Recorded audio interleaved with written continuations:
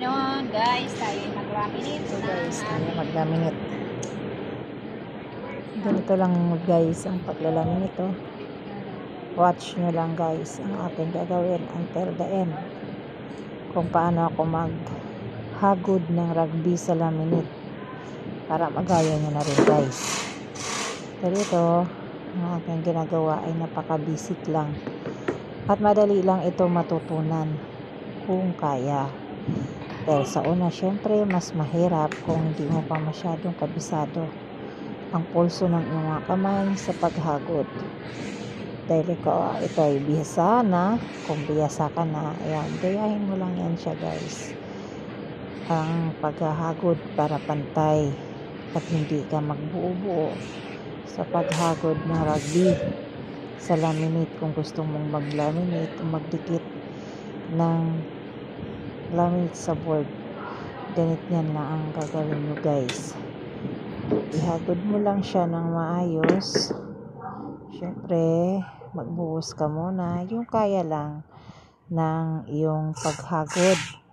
Yung kailangan ma-smooth at hindi masyadong matigas ang iyong mga kamay para yung rugby ay hindi mahulog. Syempre pag hindi mo kabisado yan ang paghagod ng inyong mga panghagod ay tiyak na malaglagan ka. Tulad sa akin, ganyan lang ako guys pag nag-rugby na akin lang yan guys. Ganyan na siya oh, ba? Binaliktad na, so buo na siya. Malapit nang matapos ang aking paggawa ng paglalaminate at iyan ay hinagod ko lang siya ng pantay. At kaya makikita mo siya guys kung paano ako magdikit. Yan, iba-iba lang tayo ng diskarte kapag hagod ng rugby sa laminate. Ayan. Tingnan nyo guys, natapos ko na, diba? So, ililipat ko na yan siya ng pwesto para maging maayos. Kaya yan oh. At akin ang inayos yung aking gagawin.